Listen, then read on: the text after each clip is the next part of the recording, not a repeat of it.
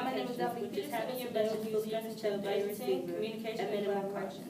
Effective communication communications are very important tools, which is having your message fully understood by your receiver. Other communication tools are credibility and effective and efficient communications are very important tools. Being able to present your message in a way that other communication tools are credibility and trust behind you to know that which is having message being able to present your message in a way that other communication and having integrity and trust behind you to know that your message is clear and true. Now, as well as having successful communication tools, one must understand that there are barriers that we must adhere to and practice in order to avoid them. Communication barriers can include noise, information filtering, which is anything that is distracting, car horns, people screaming, and distorting information where it makes it favorable to the recipient, which is dangerous, especially in a controlled environment. Other communication barriers can be failure to recognize nonverbal communications, which is body language and different gestures that we use to communicate outside of verbal. Good afternoon, I am Shakia Williams, and today we're going to be discussing cross-cultural differences with our special guest speaker. Ifeanyi Nebua. Mr. Nebua, what's your major and classification? Okay, I'm a business management major. And right now I'm a senior at JHS School of Business. And where are you from? Okay, I'm from Nigeria. Nigeria. Right. So in comparison to American culture, how is communication different in your native country?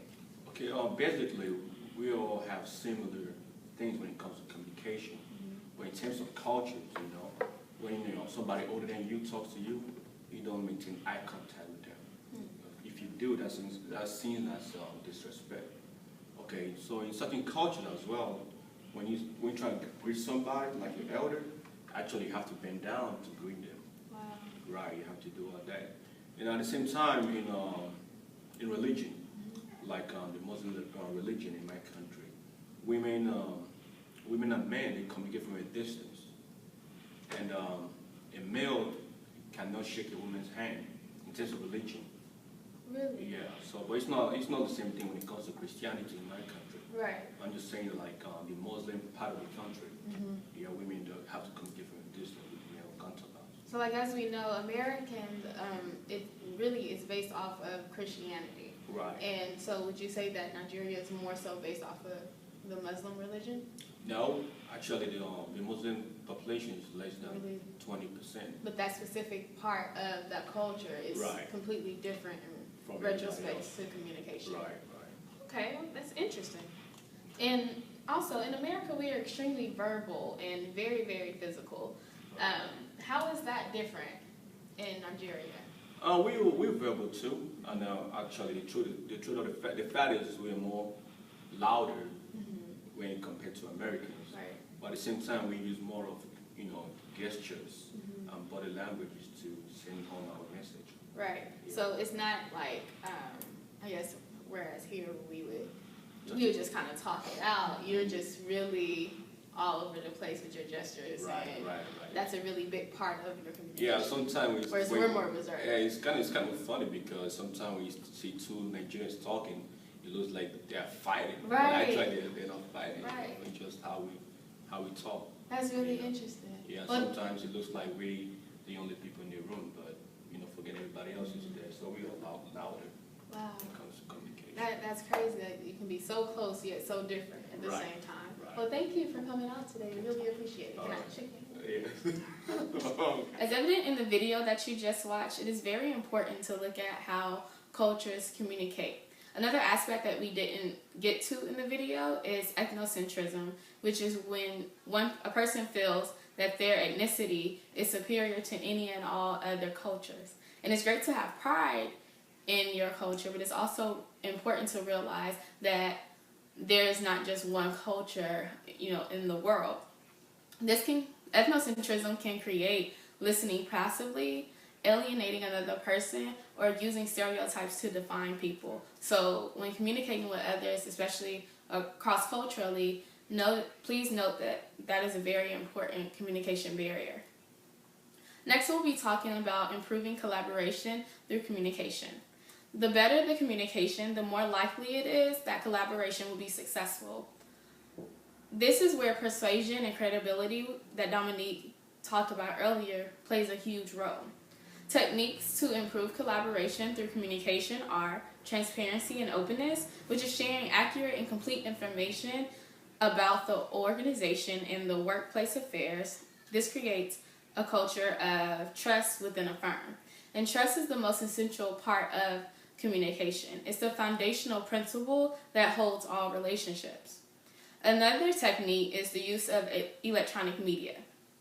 Electronic media has revolutionized how organizations communicate internally and externally. Internally, organizations can use apps such as Slack or software such as Google Drive to communicate internally through completing and editing projects, completing surveys, and keeping employees engaged and informed from virtually anywhere. Externally, businesses are able to use social media networks like Instagram, Facebook, Twitter, and professional networks such as LinkedIn to make sure that they are meeting the needs of their customers or clients and accomplishing any goals that will allow them to be fully productive. Another technique would be active listening. And it is tried and true that most people think that they're active listeners, but they're really not.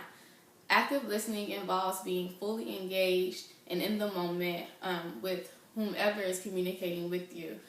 Passive listening involves half listening, half thinking about anything else outside of what what is being communicated to you.